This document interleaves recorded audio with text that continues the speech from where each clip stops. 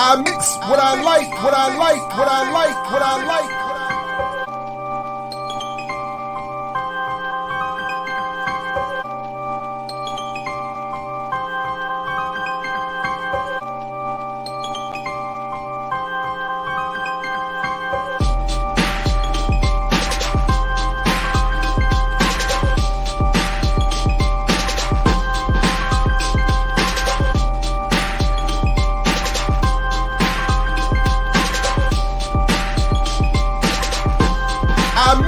What I like, what I like, what I like, what I like. What's up, world? Welcome to another edition of I Mix What I Like Live right here on Black Power Media. Again, I'm Jared Ball. Very happy to be back. Very happy to be hosting. Greetings. Shout out to everybody. Welcome, welcome, welcome. Please do all the things you're supposed to do to support a channel, and you already know what it is. Brother Kaba is going to be here shortly to join us this morning. Brother Josh is already in the building. Shout out to Josh and Aaliyah and the I Mix What I Like crew. And of course, shout out to the BPM remixers more broadly, and then everybody else who's out there. You know, I hope everybody's doing at least as well as can be expected. Whether you're seeing this live or later, those of us of a certain generation might be tempted to say live or in Memorex.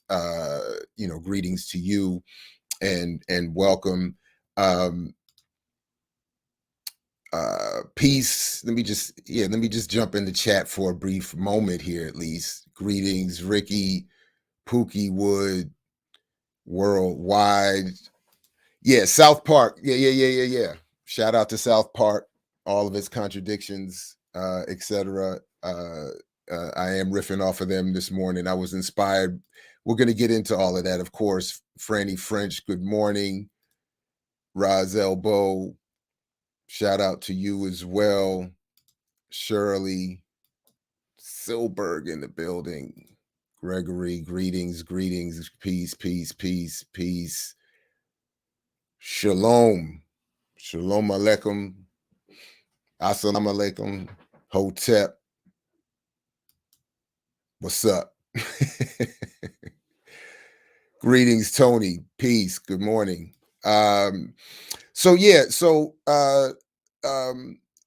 I move any farther, and it's somewhat of a segue of sorts, I have not gotten a chance to see it, but I do want to shout out Dr. Sundiata Chajuwa and the interview he did with Dr. Robert McChesney last night. I encourage people to check it out. It has to have been fascinating, and I will see it as soon as possible. I'm very happy that it took place. I have my own particular history with Dr. McChesney, going back to being a grad student in the journalism and mass communication PhD program at the University of Maryland. And that's not where he was, but that's where I was at the time. McChesney, for those who don't know, is really, as they would say, too big to avoid if you're going to do a study of U.S. communications history and politics. Whatever you think of his work or his politics, he has to be dealt with if you're going to engage in a serious study. He's published a lot. And a lot of important work, and he was supportive of me personally, just sort of in handling the hostility one faces when engaging these institutions from a certain political position. We didn't always agree. In fact, I had the pleasure of once debating him. I think that's on mixwhatilike.org. Back in the day, a panel. I've interviewed him, debated, done response talks, stuff like that. Used to engage a lot in the early 2000s in the media, what was called then the media reform movement. And I disagreed with a lot of what I saw happening there as well, but he was, instrumental in that. And I do think what was happening was important. It just was, insufficiently, I think, left politically. But anyway, so I look forward to, but all those years, what I never put together, and I didn't understand until many years later, was that Dr. Chajiwa and McChesney were both at Urbana-Champaign and knew each other, and so I'm sure they got into some fascinating discussions yesterday, and I encourage people to check that out. I want to send another thanks again to Geechee Motivator for moderating and putting together the debate and discussion with Reggie Middleton, to which I will be returning later on in the show. So because there's a very important component to Reggie Middleton's work that I think is actually interesting and important. But for reasons I think I can explain later and demonstrate, he didn't want to get into it during our exchange. And that was one of the things that inhibited, I think, a more proper exchange on the discussion of cryptocurrency, blockchain, and its value as a political tool for liberation, or their value. And so if folks remember, and again, I'll come back to this as we build to it, he struggled, or had me, he attempted to demonstrate that I was incapable of defining crypto, and kept saying that I didn't understand the technology, but never explained what he meant by that.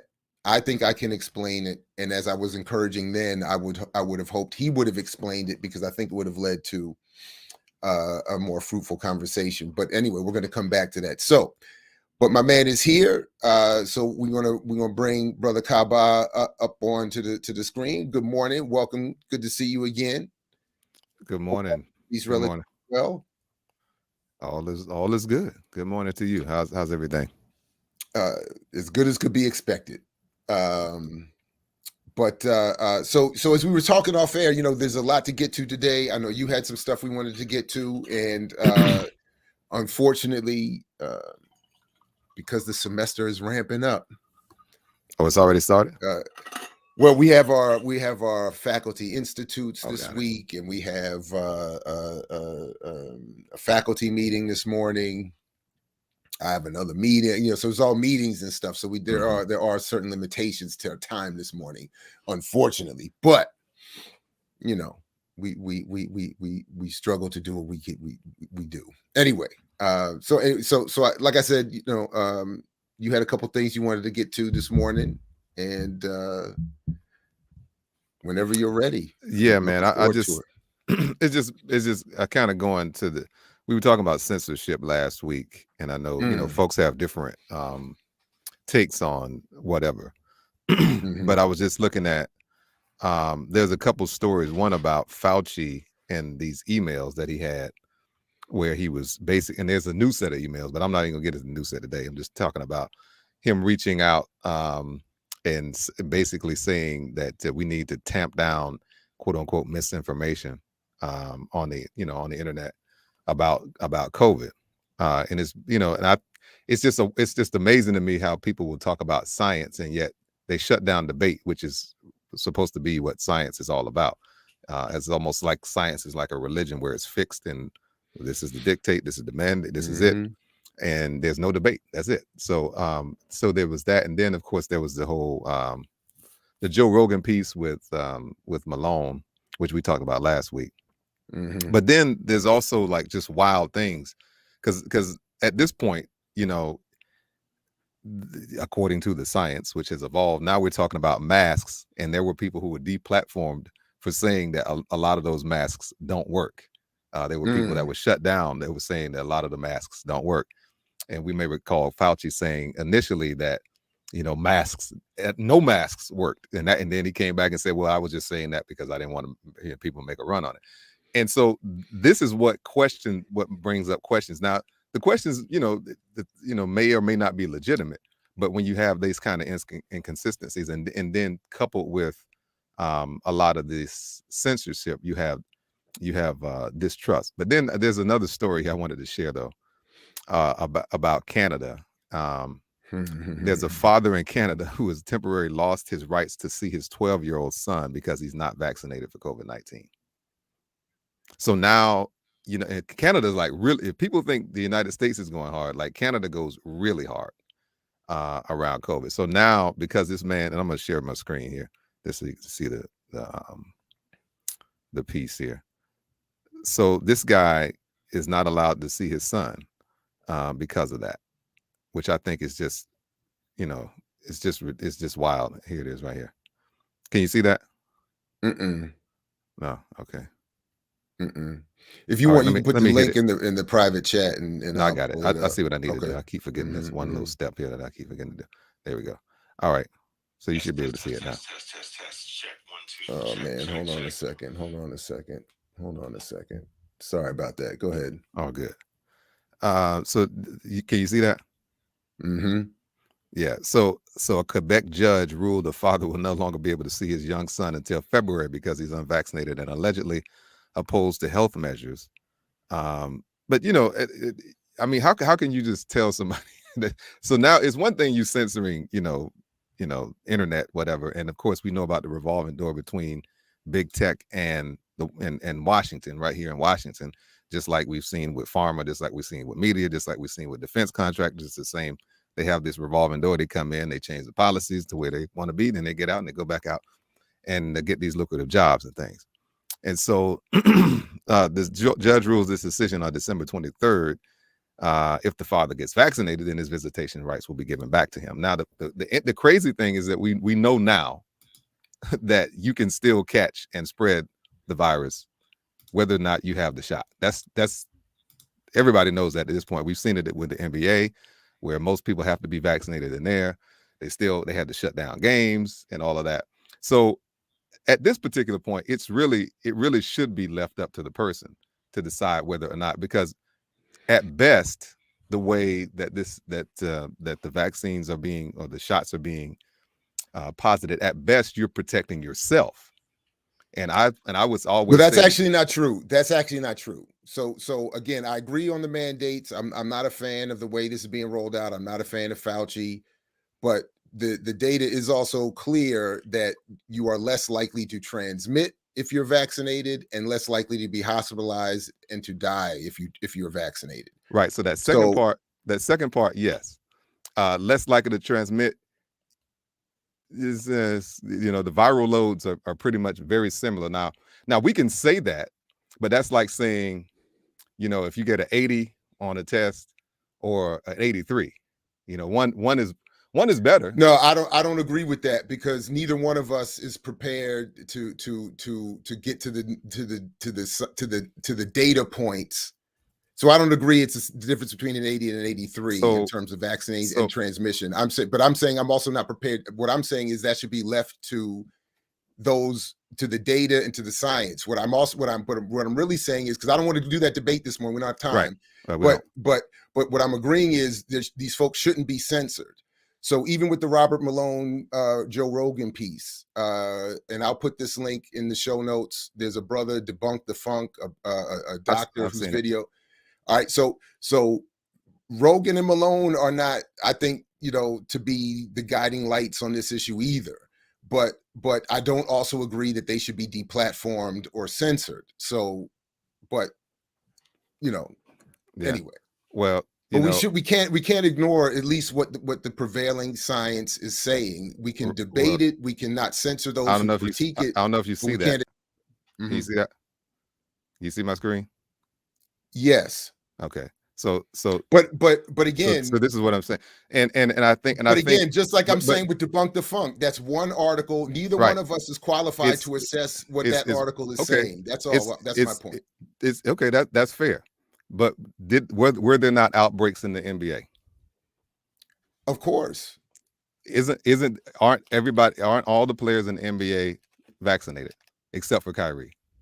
And isn't it also more likely that those who are vaccinated who also contract the virus are less likely to deliver it to others, and less likely to die, and less likely to be seriously medically ill, and less likely to be hospitalized? Yes. If they're still transmitting it, then it's not less likely. They're still transmitting it.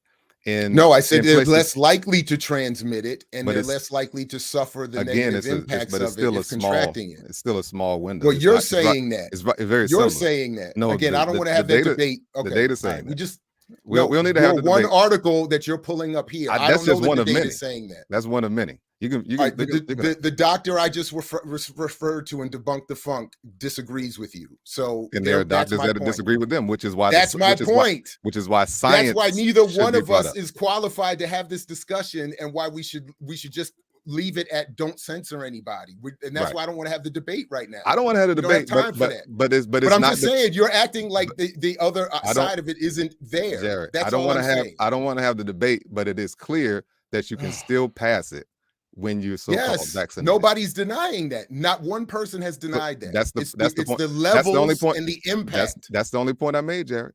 That's no, all it's I not said. Actually. That's not what you said. That's the main point. That's the main point I made. Was simply that. And the impact of it is less likely to be negative. That's the point. For those who are the main point I was getting ready to make was that the main people who should get vaccinated are people who have preconditions. People like myself who do not have because the data does show that being obese is the leading factor in people who get sick and people who die. People who have pre-existing conditions, and that's all right. Let's move on. I don't want to do this morning, and we don't have time, and neither one of us should be listened to for medical advice on this issue. But that's what the Great Barrington Resolution was about not forcing it on people who are healthy. That's the point I was trying to get to. Okay. All right. And this country has a long already existing series of mandates for vaccines that have predated this, that people have existed for years, and that people were allowed to not actually participate with. Not necessarily. Not if you want to go. Not necessarily. My children have not been vaccinated, and they've been going to school. Public schools. They went to a public school at one point. Okay. Well, all right. Not again, now. I don't want to. Okay. All right. That's good. That anecdotal piece. There were exemptions before. Neither one of us should be listened to for advice on these issues. That's why I say people should do the research. That's right. Do the research. That's right. Okay. But we do agree. But we do agree that there should not be censorship. We do agree on that. We do. Yeah. But what my point is, there's an attempt by those defenders of the Rogan Malone crew trying to actually censor others, which is, I think, fascinating within pockets of these discussions. I've never seen that. It happens. They don't have the power, but there's an attempt to bully those who would want to provide. But they also want to bully those who would want to provide a countervailing argument and dismiss them. I'm against all of that. I'm like you. I'm against all of that. I'm just saying, let's just have the debate. That's all I'm saying. Instead of shutting it down, I don't even know if I agree with that, because the people who are involved in the debate are not qualified. But again, I don't want to do this right now. I don't have time, and I'm not interested in it. Several people who are qualified who don't we don't hear, like Dr. Pierre Corey, just one of them, who testified before Congress.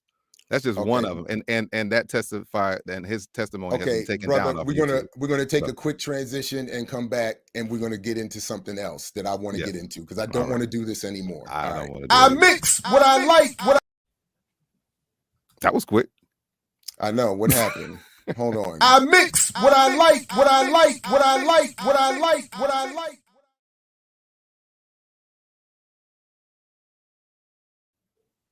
All right. So other than recognizing my own hypocrisy, because I think somehow we have to have these discussions, but I don't want to do it. So I acknowledge. I did have one more thing having nothing to do with this. So I saw y'all talking about the other day about the terms, are for white folks, the Urugu, the cracker, the the devil. And I'm from Florida, as you know. And now the evidence suggests, of course, it's kind of hard to track down etymologies of words, because they transition, they move, people move, populations move. But where I'm from in Florida, a lot of black people call white people that. Even like when I was in high school and middle school, I dated white girls. Okay, I still use the word cracker. That's just kind of like, it's just the culture, right? You will see a brother who will be with all they date. I dated sisters too, but there's some brothers who all they date are white girls, and they still use the word cracker because it's just part of the culture there. there's evidence that suggests that it comes from, Florida, Georgia, and it's among the Scots-Irish stock of white people who generally proliferated in the South. And the area where I'm from, there's a place called Jiggs Landing. I didn't get an article to pull up, but there's a place called Jiggs Landing, and they have cracker festivals. They have cracker. So cracker is like a cracker. There's even a video on YouTube called Cracker Culture or something like that. People can look at it. It's like there are documentaries on cracker culture that white people made. So I believe that the term cracker probably became a pejorative because of the the savagery, I guess, displayed by those who identified themselves as crackers. And I know about some of the whole crack the whip, and I used to believe that too. The urban, So that's not true, because it's not just urban. I thought even Zen. It's true. Didn't I read that in Zen? Yeah. So it is true, because the crackers were cowboys. And here's another small fact people may not know about Florida. Florida is one of the leading producers of cattle in the United States. And at one point it was very it was very big in terms of horse breeding. And so the cattlemen, or the cowboys who did crack the whip, were also the same ones that terrorized black people. And so there might have been a double kind of entendre or double meaning behind that cracker. It may have been. I don't know this for sure, but based on what I've seen, and then based on the cracker culture and some of the stuff that I've read around it, there may have been dual inspiration, so to speak, as to how that term became a pejorative. And in my own hometown, I've seen that. I mean, as much as I like cracker, the one of the things that always held me back from it was that that from being overly excited was that it actually, I always understood that it did come from the rich whites who were looking to speak negatively about the poor whites who had to do the actual whip cracking once ordered to do so, more or less. So it always took a little bit out of it for me that it wasn't something, more fully originated out of, a black response to, but, same thing with redneck was, it was like the sign that you were out in the sun working all day because you were poor enough to have to do it. But anyway, I agree with you on devil. I like devil. I think that it's the only one I've seen to have repeated, the repeated intended effect. I mean, that really got under the skin, pun intended, of white folks. So I will say though, just recently, like on Sunday, I did have a brief confrontation with a white man, and in which the term cracker was used, and he was not pleased. I will say that. Now, had it not worked though, I would have gone to devil, and possibly some others. We just keep going. However, the intended effect, was elicited, and so therefore I did not have to go and pull the big joker. The funny, I still think, looking back now, the funniest for me was when my oldest was young and we were in the car and this white man got into a little road rage thing with me at the stoplight. And and as the light turned green and he wanted to get his epithet in, he looked at me, then he looked at her and looked back, and I could see him going through the Rolodex. What is this guy? What am I gonna call? But as soon as the light turned green, he just defaulted to fucking nigger and drove off. So I've always remembered that. I just thought it was funny. That brief moment, even in the moment I saw him and he was looking at her, looking at me. Yeah. Anyway, in the moment I didn't think it was that funny. I recognized that later I would think it was funny. But anyway, so this is what I wanted to try to do, because I do want to try to end with this with a reflection a little bit on the Reggie Middleton exchange, and to a couple of other exchanges I've had subsequent to that exchange or similar to that, that I think is so I wanted to approach it beyond just the topic of crypto. And then I was sent this article last night, and I think I'm pronouncing the name correctly, Zendi, I think I finally, am able to attribute the source properly. And they asked me to read this article, and I just happened to have the time in where I was sort of hanging out, and so I did. And I won't claim to understand its full, the depths of its argument, the range of its argument, but in the context of trying to build towards this issue I'm having with the cryptocurrency debate, I wanted to try to do it this way. So very similar to oh man, that's not working. Hold on a second. Sorry about that. That's just not going to work. All right. So what I wanted, so this is so just like some in the chat already noted, the cover I already put together for this show is comes from the Imaginationland episode of South Park. We can get into why I know about that maybe at another time, but it seemed appropriate because the short of it is, in those episodes, I think it's a two-parter. The point that one of the points that South Park is trying to make is that the post 9/11 world we were in had created and the hostility towards so-called terrorists and Arabs had led to a destruction of the imagination of American society. That's the sort of backdrop of the insanity of the two episodes. And the characters have to go to Imaginationland, and there's this battle between the dreams and the hopeful imaginations of our youth in our world, and the nightmares that come also with our imagination.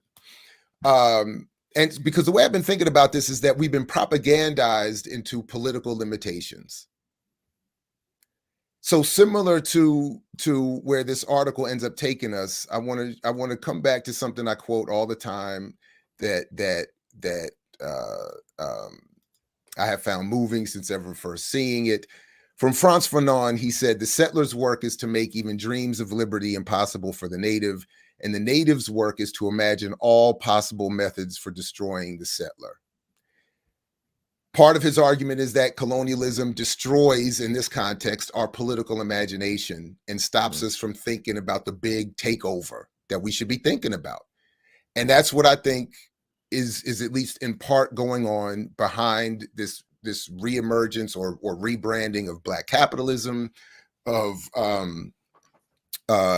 being wrapped in this argument that cryptocurrency and all this is liberation. Mm-hmm. So when Zendi sends me this article, and it comes from David Graeber, whose work I'm not familiar with, admittedly, although I would like to become more so after reading this.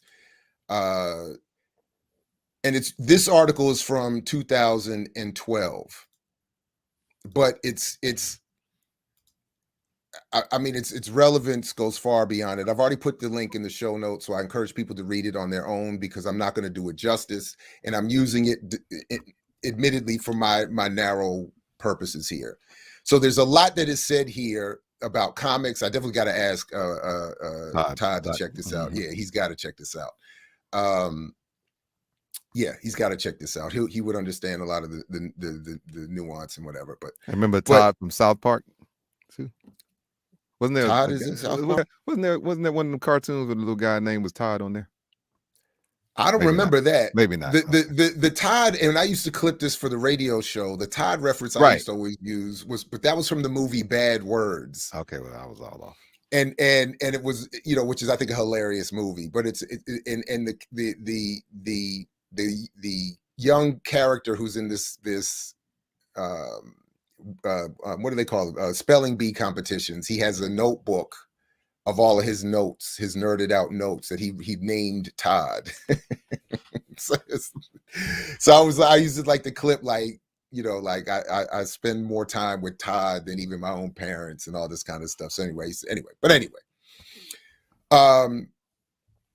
Now what Graeber starts off with saying here is that he says, let me clarify one thing from the start. Christopher Nolan's Batman, The Dark Knight Rises, really is a piece of anti-Occupy propaganda. So I'm not going to get into Occupy or why Graeber says that is the case, but I wanted to at least acknowledge that this is sort of the broader political lens that he's trying to apply here. And if folks remember, around 2012, Occupy was a lot more fresh and was I think there was a lot being said about it that we could discuss and maybe, whatever at some other point. But anyway, the point really is that there is that I think, at least for now, is that there's a politics to pop culture. There's a relationship, and we're going to get into some more of that between pop culture and, in this case, our political imagination, and then I think is given credit. So he writes here, Dark Knight Rises offers an opportunity to ask some potentially enlightening questions about contemporary culture. What are superhero movies really all about? What could explain the sudden explosion of such movies? One so dramatic that it sometimes seems that comic book-based movies are replacing sci-fi as the main form of Hollywood special effects blockbuster, almost as rapidly as the cop movie replaced the Western as the dominant action genre of the 1970s. In a way, this makes sense. Superheroes, and again, I encourage people to read this on their own to really get to the details and the nuance and beyond my limited use of it. But in a way, this makes sense. Superheroes are a product of their historical origins. Superman is a Depression-era displaced Iowa farm boy. Peter Parker, a product of the 60s, is a smart-ass working-class kid from Queens. Batman, the billionaire playboy, is a scion of the military-industrial complex that was created just as he was at the beginning of World War II. But again, in the latest movie, the subtext became surprisingly explicit. You're not a vigilante, says the police commander. You're an anarchist. Particularly in the climate. And by the way, Lorenzo Irvin and his new work on Black anarchy or black struggle and anarchist movement is on his way to the platform again with me sometime soon. So stay tuned for that. As is Joy James, who wrote a foreword to that book. So shout out to both of them and stay tuned. But again, the latest movie, the subtext surprisingly explicit, blah, blah, blah, particularly in the climax where Spider-Man, wounded by a police bullet, is rescued by an outbreak of working class solidarity as dozens of crane operators across defy city orders and mobilize to help him. Nolan's movie is the most ambitious, but it also falls into the most obviously flat. Is this because the superhero genre does not lend itself to a right-wing message? All right, so anyway, let me just continue on here. Umberto Eco once remarked that comic book stories already operate a little bit like dreams. The same plot is repeated obsessive compulsively over and over. Nothing changes. And even as the backdrop for the stories shifts from the Great Depression to World War to post-war prosperity, the heroes, whether they are Superman, Wonder Woman, the Green Hornet, or the mighty Thor, seem to exist in an internal, present, never aging, always the same. And would argue that this happens with our refrain politically and in terms of Black capitalism specifically. In fact, Graeber continues, superheroes seem almost utterly lacking in imagination. And anyway, I remember thinking about this as a kid, not at this depth, obviously, but this did cross my mind, as I'm sure is the case with many others.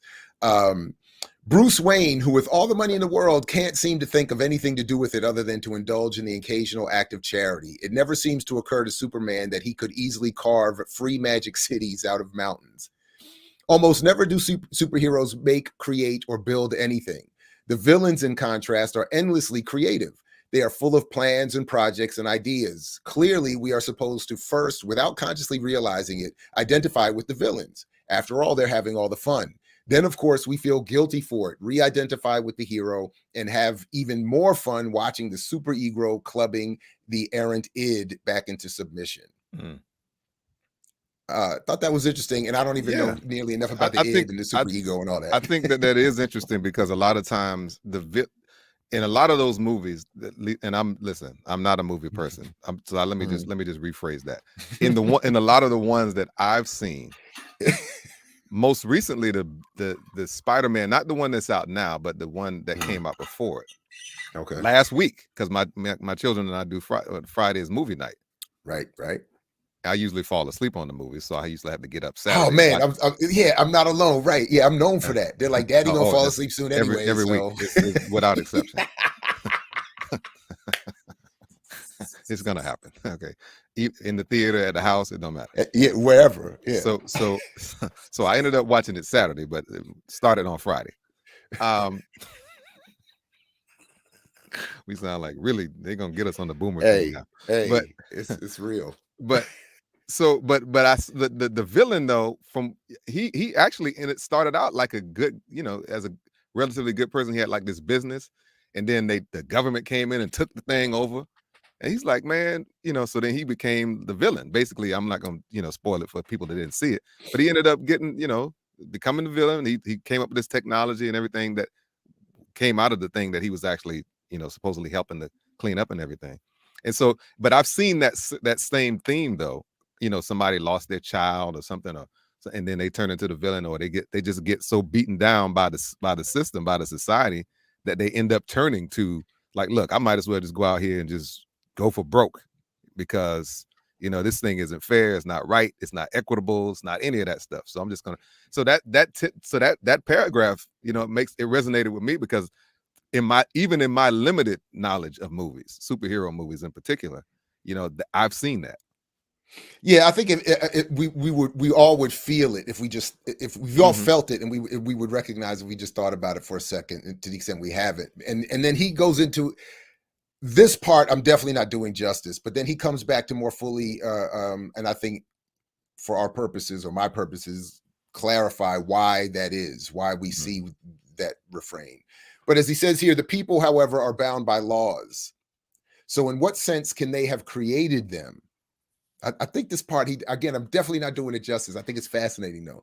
They created the laws through those revolutions themselves, but of course, revolutions are acts of law breaking, because he's previously, I'm skipping over where he talked about, and this is where, and I actually thought about you being on the show and us, Kaba, because this is where I go back to my preferences in what I will loosely or simplify as the African-centered world. Because one of the problems when I read articles like this, as much as I find them fascinating and exciting, they're so Eurocentric. So when he's talking about the history of civilization and revolutions and political revolutions and creating democracies and new societies, it's decidedly within the European, the French Revolution, the British Revolution, and all that kind of stuff. And there's no concept of African anything, which I think it just would, but anyway, so, but this is what he's talking about. But I think at this point is interesting nonetheless. They created the laws through those revolutions themselves, but of course, revolutions are acts of law breaking. It is completely illegal to rise up in arms, overthrow a government, and create a new political order. So laws emerge from illegal activity. And this is where I thought of Huey Newton's, I studied law to become a better burglar. I love that line. Anyway, this creates a fundamental incoherence in the very idea of the modern government, which assumes that the state has a monopoly of the legitimate use of violence. Only the police or prison guards have the legal right to beat you up. It is okay for police to use violence because they are enforcing the law. The law is legitimate because it's rooted in the Constitution. The Constitution is legitimate because it comes from the people. The people created the Constitution by acts of illegal violence. The obvious question then is, how does one tell the difference between the people and a mere rampaging mob? There is no obvious answer. Malcolm said that. Malcolm said it, the same in a different way, but he said the same thing. That's what he was talking about. He said the same thing. You did the same thing. Absolutely. So again, as you even see as I'm scrolling, I'm skipping a lot, and I really would encourage folks to check this out. So I want to keep saying that. But you're absolutely right. He says here, what is the foundation of social order when one has exercised the very idea of revolution? And this is where I keep wanting to come back to this point about, as I'm understanding it, the limitations of our political imagination. If we live in a world, as I think we are encouraged to live in today, that has exercised the very idea of revolution, or at best rebranded it to mean something like, as I would argue, a few black people having billions of dollars. A first black this, or a first black woman that, or first, Absolutely. Then as he asks here, what happens to the political imagination? One might begin here by considering, and this is where he at least somewhat acknowledges the Eurocentricity of it. One might begin by considering here that the core audience for superhero comics is adolescent or pre-adolescent white boys. That is, boys who are at a point in their lives where they are likely to be both maximally imaginative and at least a little bit rebellious, but who are being groomed to eventually take on positions of authority and power in the world, to be fathers, sheriffs, small business owners, middle management. What do they learn from these endless repeated dramas? Well, first off, that imagination and rebellion lead to violence. Second, that like imagination and rebellion, violence is a lot of fun. Thirdly, that violence must ultimately be directed back against any overflow imagination and rebellion, lest everything go askew. that's where what we were all experiencing in these movies, I think, is that ultimately violence must ultimately be directed back against any overflow imagination and rebellion, lest everything go askew. Yeah. These things must be contained. Yeah, go ahead. No. Go ahead and finish. I'll make the point. Well, just the last line is, these things must be contained. This is why, insofar as superheroes are allowed to be imaginative in any way, their imagination can only be extended to the design of their clothes, their cars, maybe their homes, their various accessories, which definitely, hit me with the consumption stuff. But anyway, go ahead. To the extent that paragraph before, where you talked about how, they use violence in order to establish this. In general, the superheroes maintain the society. They don't overthrow the society. They maintain law and order. Most of them are crime fighters. That's right. And most crime is the outgrowth of the inequalities of the society. If you had a more equitable society, then you wouldn't have crime. If you had equal distribution of wealth, you wouldn't have crime. Nobody would need to steal anything. If people had health care, you wouldn't have crime. They wouldn't need to steal anything to try to pay their medical bills and things like that. We can just go down the line. So the superheroes actually are basically enforcing the law against the very victims of the people who the state itself, the society itself, have forced into those positions. And we wouldn't have to have friends arguing about vaccines on a Friday morning. See, if we had free health care, it all goes back to the white man. It all goes back to the cracker. It all goes back to the devil. He got us on here fighting. He got us fighting on the internet over vaccines, when all he got to do is give us some free health care and we all be good. We won't be dealing with all these preconditions and all this. We wouldn't have all this cancer causing stuff in the environment and in the food and in the water and in the air. We wouldn't have all that. But see, the white man got us on here arguing and fighting. Got the people in the chat probably arguing and fighting around that kind of stuff. I'm scared to look back. I'm not going to look back for another hour or so.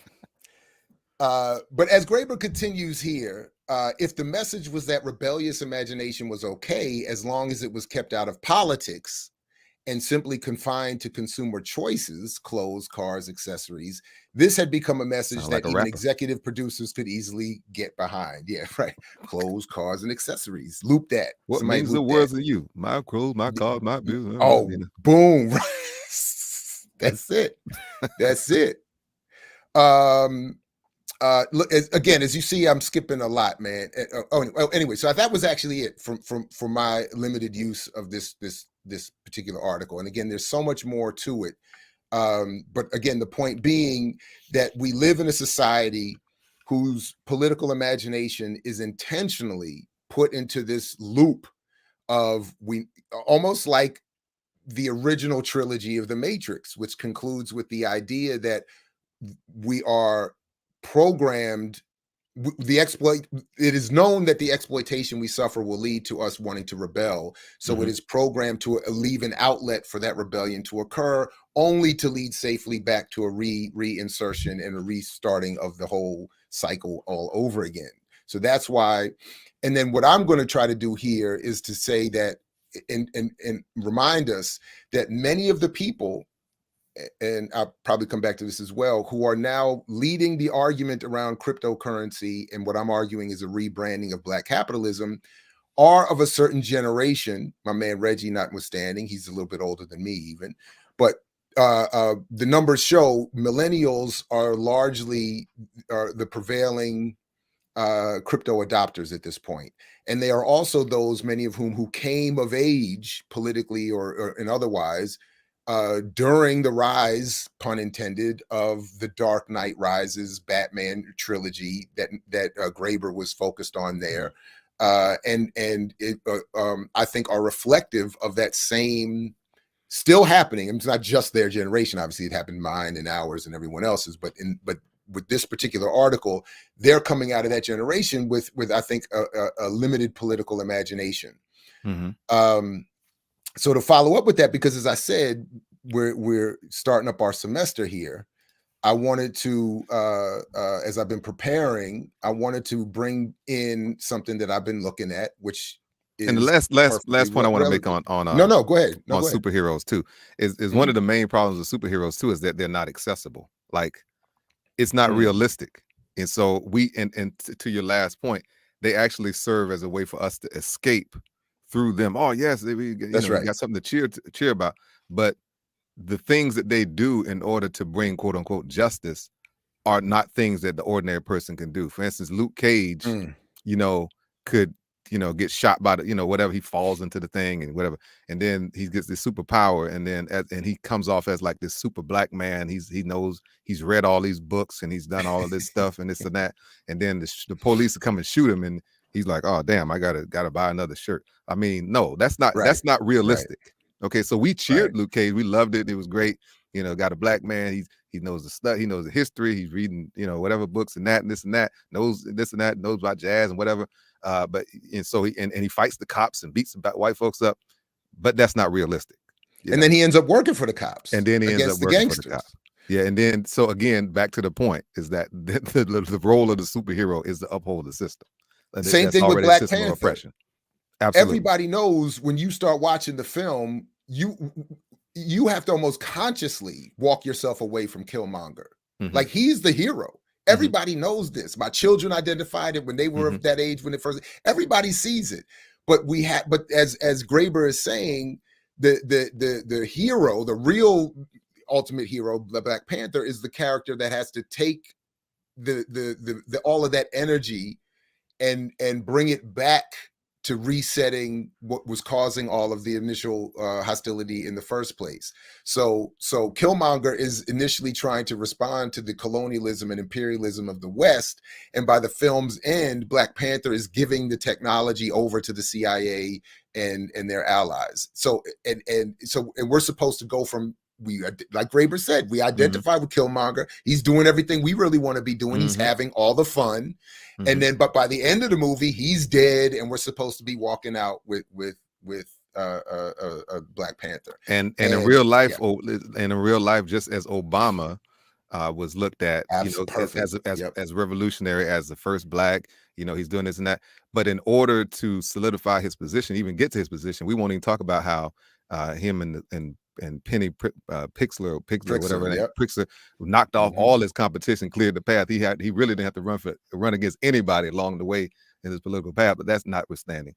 But in a way, that kind of like what they do in politics. It's standard. But black people tend to not get that. But he's the first black to be able to get that.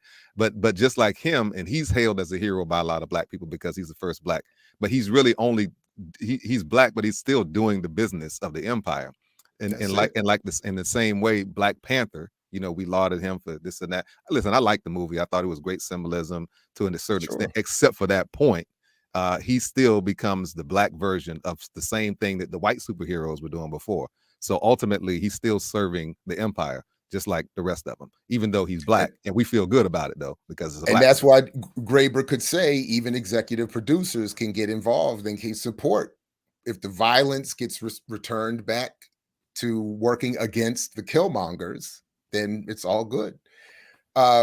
So I'm using a chapter, at least a chapter out of this book, edited by Oliver Boyd Barrett, Media Imperialism, Continuity, and Change. And shout out to the Organization of Propaganda Studies, of which I'm a small part, includes Boyd Barrett in that group. and of the many books I would encourage be read to understand how at least the mechanisms of media and its relationship to power. This is one of them. And specific to our conversation, here's this chapter by Paul Moody called The U.S. Embassy Hollywood Complex, the Sony Pictures Hack and 21st Century Media Imperialism. And I went back to look at this because, you know, some of us will remember the hack, I think it was 2014, where Sony Pictures was hacked, and the argument was that it was done by folks trying to stop the release of that film by Seth Rogen and now his former friend, whatchamacallit, The Interview is the film. What was this? They've all disavowed this dude now. What's his name? James Franco. And the film, of course, is this anti-North Korean propaganda film that is just bananas. Yeah, I'll just show the thing here real quick, because it is, and if folks remember, this is what prompted the hack. Because apparently supporters of North Korea didn't want the film to be shown. But what never got and what came out of that, because WikiLeaks got the data dump or whatever, and released these emails, and what got heavily reported, and admittedly this was largely the extent to which I followed it. It was all salacious stuff. Somebody said something racist, somebody, it was all this other kind of, sex and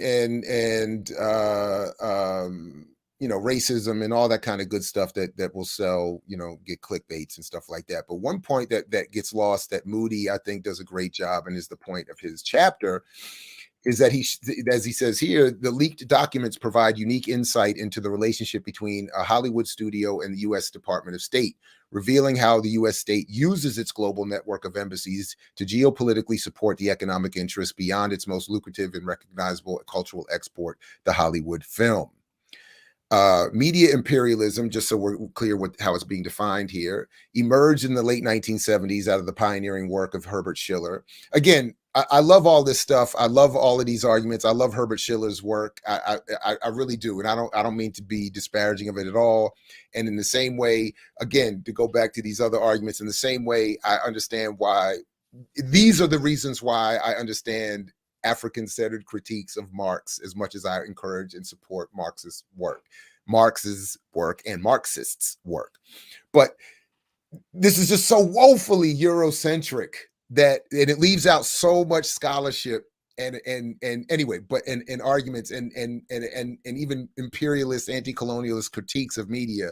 But anyway, so the idea, I don't want to, I just don't want to leave it to anybody to think that Herbert Schiller, as great as his work is the only one to have come up with this anyway. So anyway, but media imperialism emerged in the late 1970s out of the pioneering work of Herbert Schiller, whose concept of cultural imperialism was designed as a way of explaining the relationship between various cultural industries in the U.S. state. Media imperialism, defined by Oliver Boyd Barrett as the process whereby the ownership, structure, distribution, or content of the media in any one country are singly or together subject to substantial external pressures from the media interests of any other country or countries without appropriate reciprocation of influence by the country so affected. In other words, pop culture and public policy are inextricably linked. Mm-hmm. This chapter extends the media imperialism thesis by exploring the symbiotic relationship between the U.S. State Department and Hollywood, and the diplomatic agenda, which has often been obscured by the focus on Hollywood's military connections. My first article focused on how the U.S. State Department uses its embassies to monitor and challenge negative media portrayals of the United States to establish film production bases in foreign countries, which will serve its political agenda. The U.S. culture industry is tremendously significant to the U.S. empire as an engine of capitalist growth, a tool and source for PR, a space of war, a means of building a national identity inside the U.S. territory and projecting it to the world, a shaper of public opinion, and a source of strategic imagination. Again, this theme I'm trying to work with this morning, political imagination. So of the 174,000 emails released by the hackers, 206 specifically mentioned the word embassy and 65 the word consulate. In reference to the big six Hollywood studios that dominate all of the film that we end up seeing, despite whatever streaming platform. While most American government agencies today have entertainment liaison offices that work formally with Hollywood studios, the Sony emails suggest that as was the case with the state-private network during the Cold War, a significant amount of the political messaging that occurs in U.S. popular culture is accomplished outside of this framework. Sony has many overt connections to the U.S. government. In its then CEO of Sony Pictures Entertainment, Michael Linton, was a member of two influential political think tanks, the Council of Foreign Relations, and the Rand Corporation. Both of those deserve their own extensive whatever. What is striking on the initial viewing of the Sony emails is the picture they paint of the cozy relationship between the company and the U.S. government. While this type of connection has been hypothesized since Schiller started writing in the late 1960s, evidence of this to date has been derived primarily from government archives released after many decades had passed and the issues depicted had ceased to have any political import. So he goes into document several instances. Continuing here, U.S. embassies use film screenings to inculcate students and much of the local populace with U.S. foreign policy ideas. Brazilian university students worked on a project focused on understanding the importance of intellectual property. That's something else that I would want to come back to at another time. And maybe when we get to talk about Reggie Middleton's a little bit, we can talk about that. But a series of emails starting in October 2013 provide the clearest example of how the MPAA, that is the Motion Picture Association of America, which I've maybe not talked about enough in this version of I Mix What I Like, but we've talked about for years, is the entity that organizes the rating system for films and has a long history of censoring films and working with both political parties to assure that their interests are reflected in films. I mean, there's a whole, So anyway, but in a series of emails starting in October 2013, provide the clearest example of how the MPAA would leverage government support for its agenda when it informed its members of a substantial increase in customs duties in Kenya for the importing of digital cinema packages, or DCPs, the protected digital movie files that distributors send to exhibitors for screenings.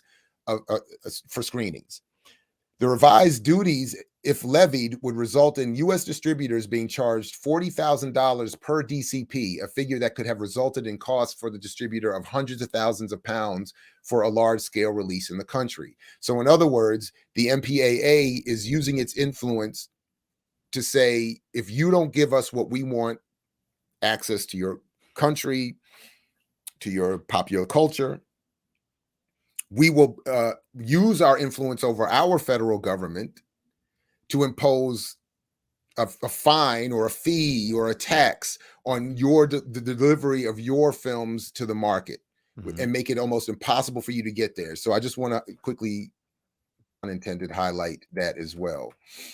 Wrapping up and here. Of course, the Nigerians kind of said, forget all that anyway. And they done created this Nollywood thing that's this.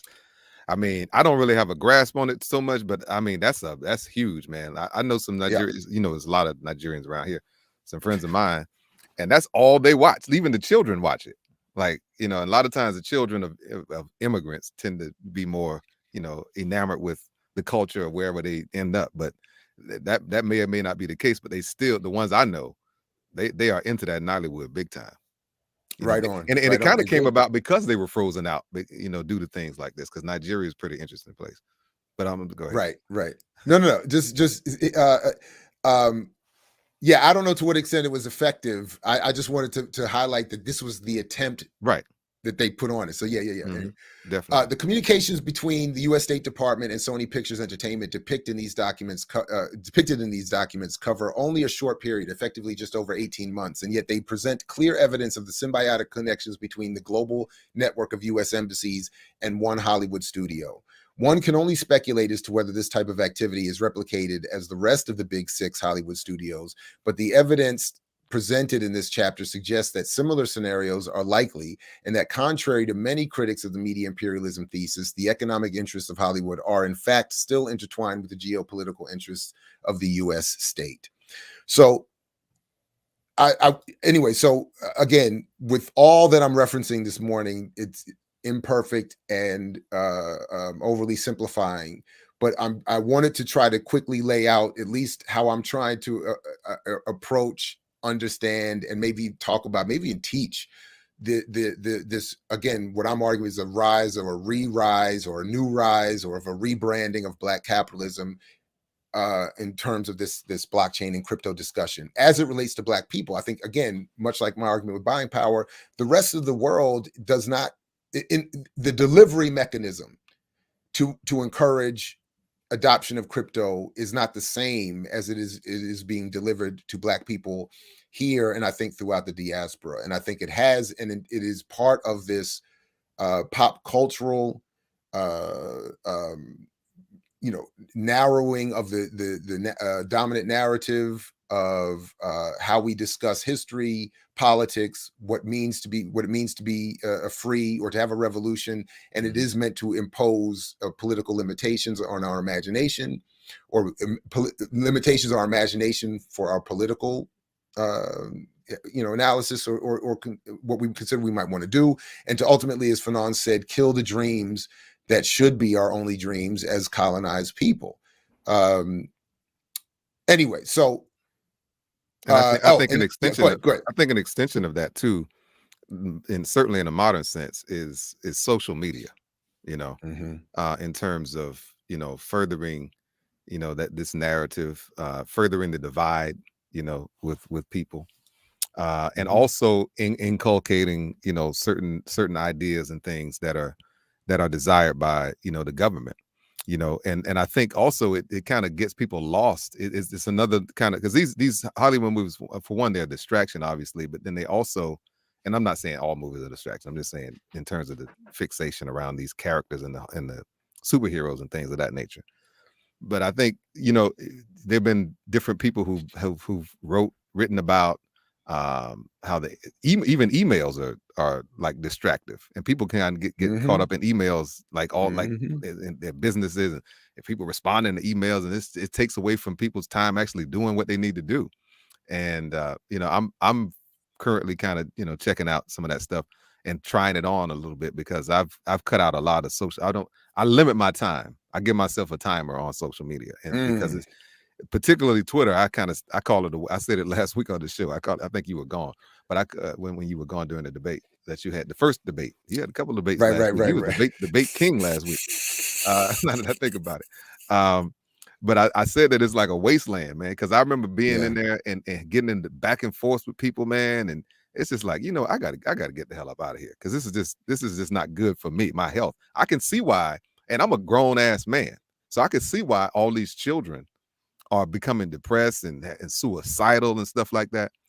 So if it's and their brains are still forming, their prefrontal lobes are not even fully developed until they're almost 30 years old. So you can just which deals with reasoning and conceptualization and knowing right from wrong, all that kind of stuff. So that's actually going into their brains. All of the stuff that we're getting from this social media is actually going into their brains and affecting their development, like in a negative way. It's pretty scary when you really look at a lot of the data and a lot of the stuff that came out when the Facebook thing was on, when they were on trial, on the testimonies, and a lot of people, of course, the media kept going to the salacious stuff about Trump and all that stuff. But the stuff that she was saying was basically, we want to make this even more ingrained in people, and I got to shout out the Gray Zone, because they made the point that we also lost in that was that the real argument of that whistleblower was that Facebook should be not destroyed, but that it should enhance its ability to get rid of anti-US propaganda and to suppress terrorism. Like that was her point. That's exactly where I was going. Yeah, no, but I'm saying, but no, you made the point, and that's exactly what those movies do, which was where I was going to end up. So the social media is doing the same thing, and it's even more immediate, because unlike movies, that sometimes you got to wait for them to come out, every whatever time or whatever. Even though we can pretty much at our whim go and check out whatever movie that's out. Sometimes legally, sometimes not. I'm not advocating anything. I'm just saying that there are possibilities out there for those. I remember my argument used to be, bootlegging is a revolutionary activity. So, I heard, though, not saying that I'm saying it, I heard that if you do that, that you would want to invest in a good VPN so that they can block and scramble the thing so that they can't track you. Right. That's what I heard. When I used to say that bootlegging was an analog reality, or what it was, a non-digital reality. So now that it is digital, I would agree that I've heard similarly that in the digital bootlegging universe, VPNs are important and not entirely expensive, so I would encourage people. From what I've heard. From what I've heard, I don't.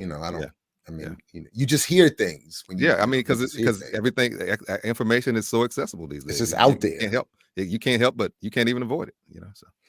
So anyway, so just to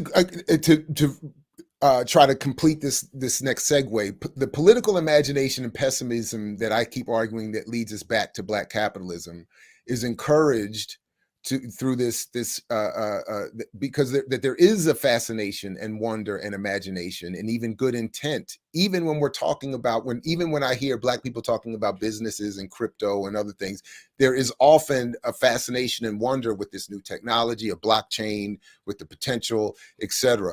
But ultimately, the imagination, the political imagination of what all of it means and could mean, is limited, as Graeber said, or is confined to consumer choices. The hero in our films, in our political imagination that it inhabits our mind, the heroes are limited, as Graeber says, by consumer choices. So we limit it to what kind of car we're going to get or whatever. And that's why I've also thought it's interesting over the years, no data or science behind it, but it's just a feeling.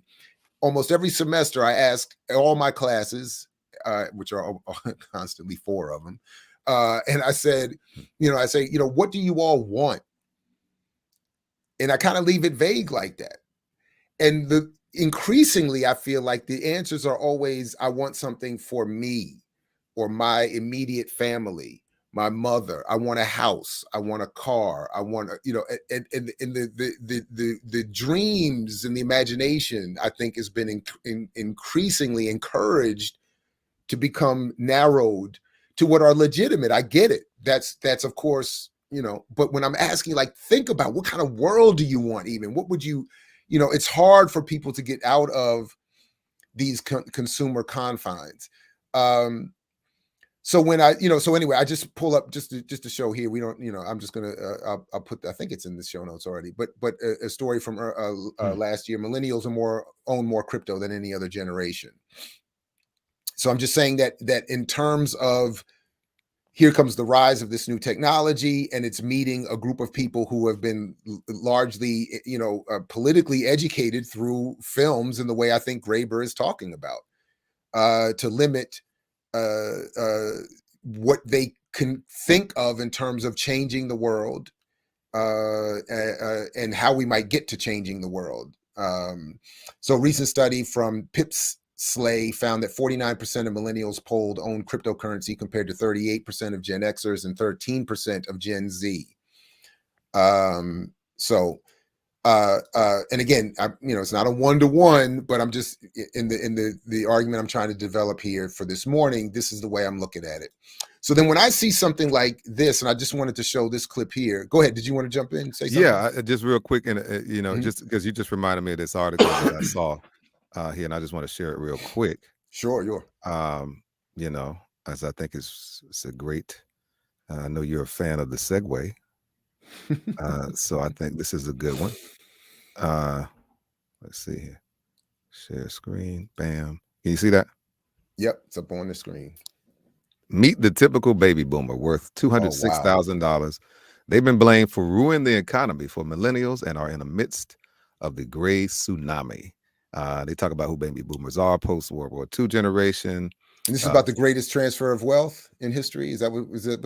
Are they going into that? Yeah, they touch on that a little bit, but they mainly focus on the millennials.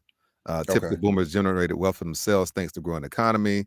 Many say they didn't think about the future and left a broken economy for younger generations. 1946 to 1964. So that's one of my parents. I guess the other one is a pre-baby boomer, my dad, whose birthday is on Sunday. So shout out to my dad for Hey, my 78. daughter's 16th birthday is Sunday. Oh, So really? The happy birthday 16th? to both of them. That's Okay. it. That's it. And That's and it. and also Sade, who I agree with Kamal on.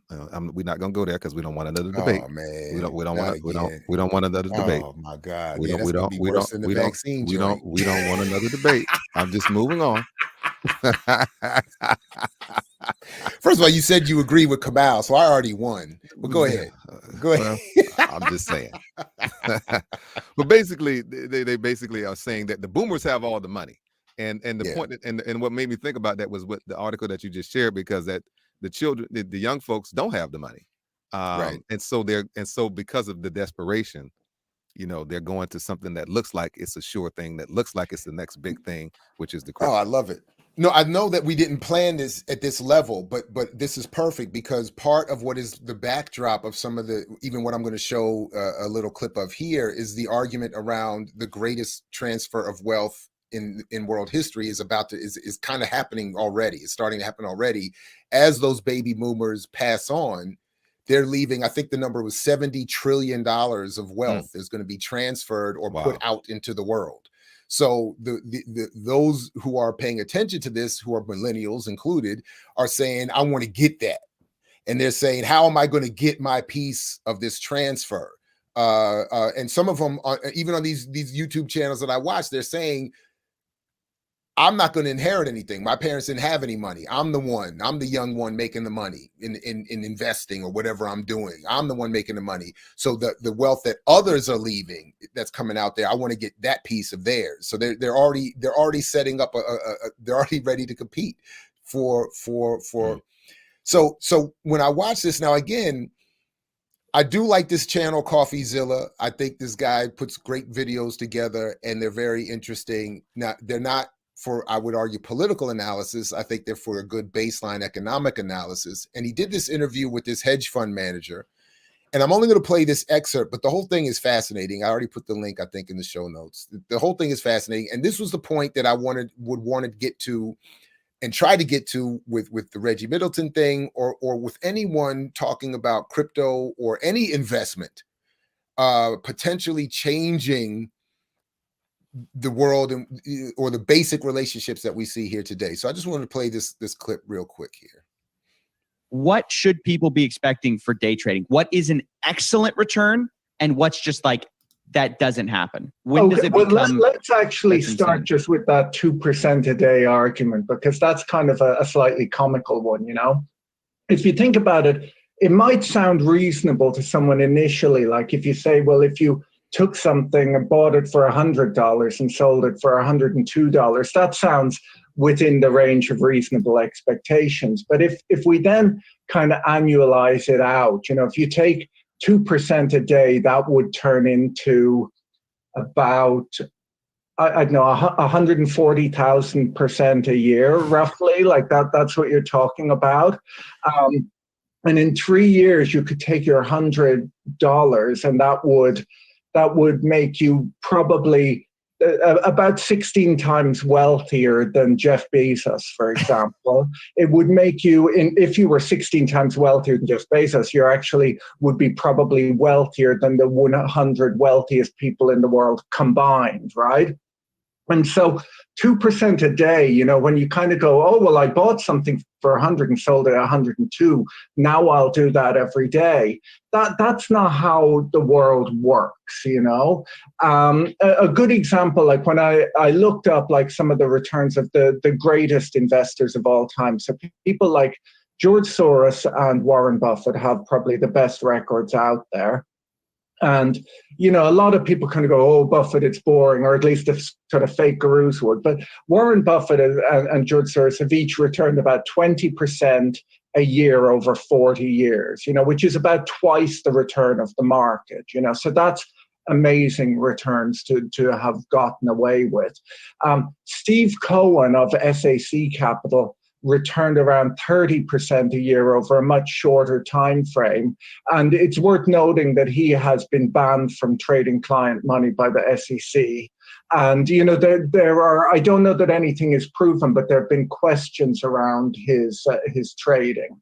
That's certainly worth noting. Let me say, though, so what these people will say to this, when I say this, or when you say this, they go, hey, well, that's because you're talking about people handling very large accounts, and my genius strategy that's making me 2% a day consistently just doesn't work on that scale.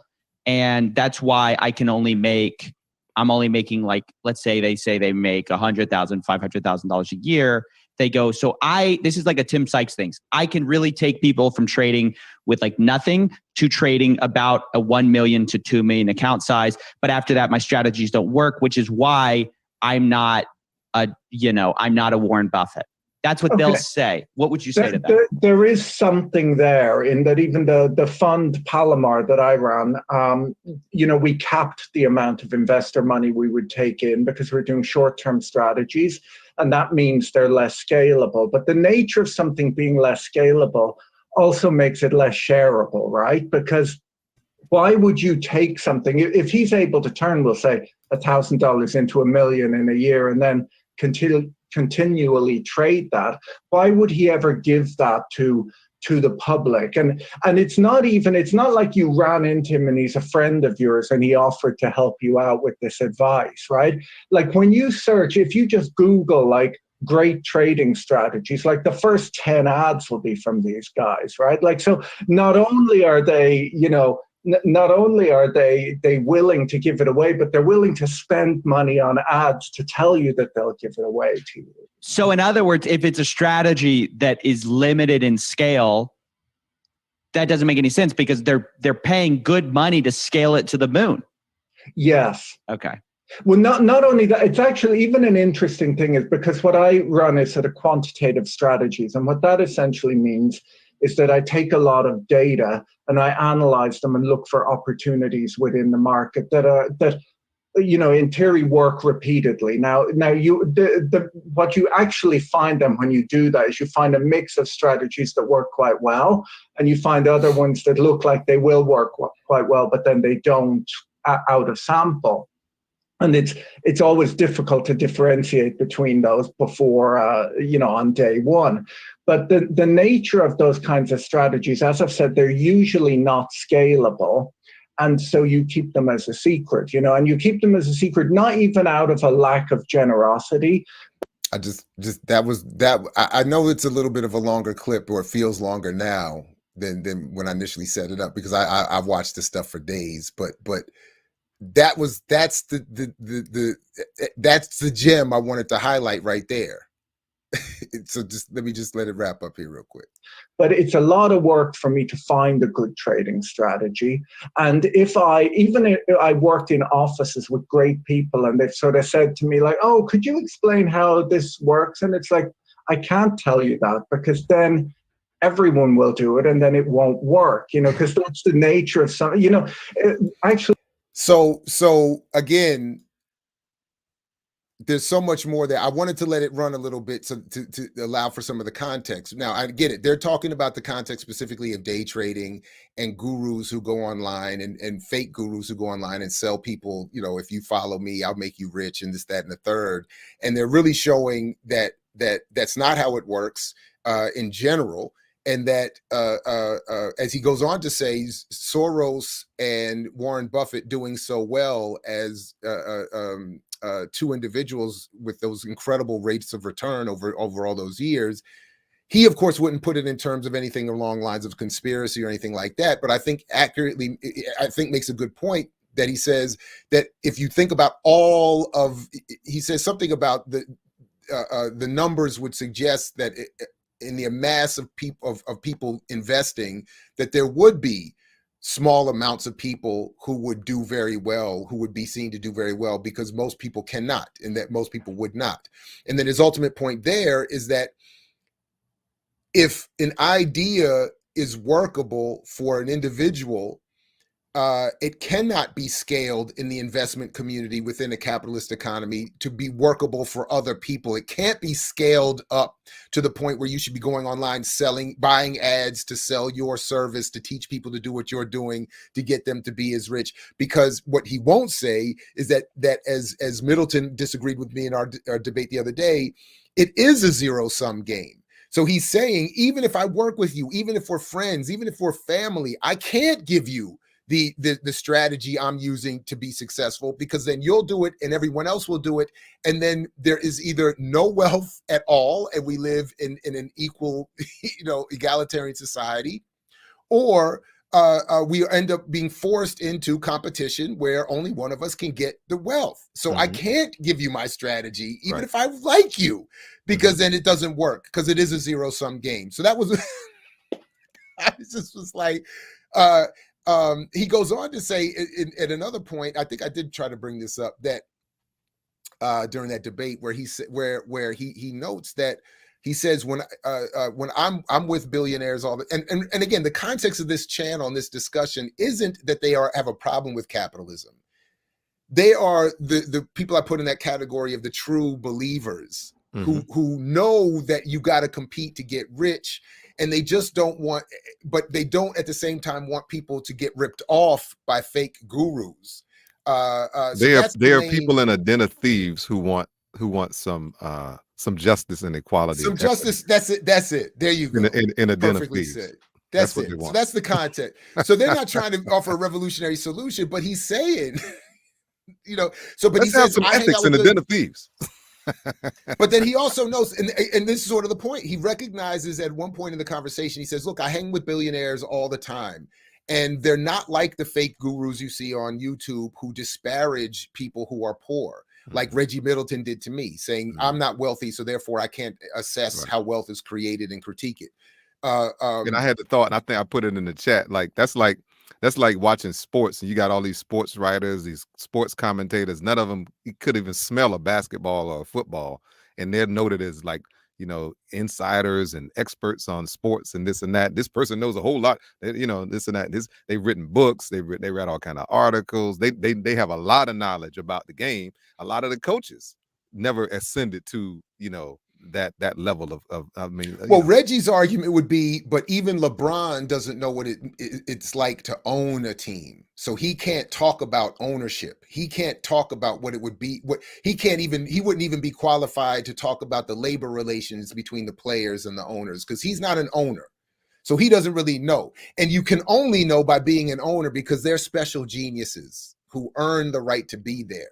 And that's what I'm trying to say. It's not that we can't figure out how to run something. It's that we either wouldn't run it as unethically as you do, or we don't have access to be able to take over the power to run it. So that's the only difference. But there are several black economists and blacks who are in business who complain about the fact that they don't get the capital necessary. They know all of the stuff that the white boys know, probably even more, but they don't have the access to the capital. Segue. That's a perfect segue, and I don't know if you're doing this on purpose, which would make you a genius, in that you must be. Yes. But anyway, but the real point, I just finished that thought. What the dude was saying is, I hang with billionaires all the time, and he says, but they never disparage working people, because as he says, and I wrote it down, he says, quote, because they know that work generates wealth. So he's saying, we know that for us, that's what he's saying. Yeah. But so he's saying, it's like, I appreciate you because you make me rich. So I don't want to disparage you, or at least publicly disparage you, because I know what, so that's why I keep coming back to the argument. We are the ones that create the wealth. We should have the working people create the wealth. So if there's going to be an argument about where it should go, that's where it should go. Anyway, so that's why, as he quoted, he said, Jeff Bezos said, your margin is my opportunity, because he's saying that where you see a profit margin, I see an opportunity to come in and take that from you. If profit is being made, the elite see it as an opportunity to come get it, not for it to be redistributed by those who are actually creating it. So that was okay. So to this point about your segue. And this is what Reggie didn't get to in our discussion, which I do think is fascinating about his work. So if I don't have them in the show notes already, I am going to include these links, because I do want people to, if they're interested, to follow up beyond what I'm sharing here. And that brother was all over the place too. It can be frustrating to have somebody, to debate somebody who's just like so all over the place, and then denying saying what they just said, and then trying to redraw the lines and but he had to, and this is what so at one point he accused me of being petty by mentioning this fraud case, the SAT, right? Yeah. And I will admit that he had called me ignorant so many times that I was a little bit irritated. I do admit that. But that was probably his strategy. That was probably his strategy. The ad hominems, yeah. But I wasn't. As he accused me, I was not making an ad hominem attack. What I was really alluding to, and I would have wanted to talk with him about this in a more friendly way, because I am not for. I absolutely would believe that there's racism in this black man being attacked and being selected when all this other fraud is going on. But what was really going on, and the reason I would want to have brought it up then and now, and the reason I'm bringing it up now is not to point out that he had this case, but is really to point out. Let me get the. But it's really to point out that why. I'm sorry. No, I said the banner is trying to follow you. I know the banner. You are not going to get to bring your ass. You're not going to get. You can't. You messing with Reggie, don't you? But it's the reason for the charge is why I think he was having to redefine his argument with me, and why he kept telling me I didn't understand what crypto is when I referred to it as currency and not a technology. There it goes again. The charge: Reggie Middleton reaches a $9.5 million SEC settlement over alleged ICO fraud or initial coin offering fraud. And that's important. The U.S. Securities and Exchange Commission has reached a $9.5 million settlement stemming from the Vaccination initial coin offering. Vaccination is the company Reggie is a co-owner or founder of that offers within it its own Veri or VERI. What was described initially as a coin is now described as a token, and that is a key distinction. Yeah, distinction. There's so many ways we can go with that being a token as opposed to wow, I didn't a coin. Oh man, but I'm not gonna.